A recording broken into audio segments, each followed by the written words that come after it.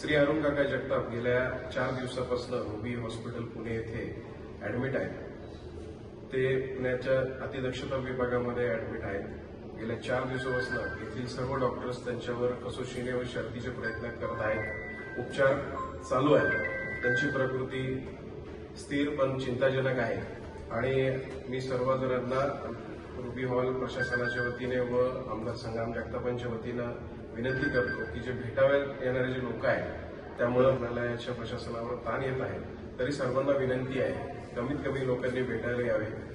आमदार अरुण काका जगताप यांची प्रकृती चिंताजनक व स्थिर आहे। आपण सर्वजण त्यांचे लवकर ते बरे व्हावे त्याच्यासाठी प्रार्थना करूया ही सर्वांना विनंती। धन्यवाद।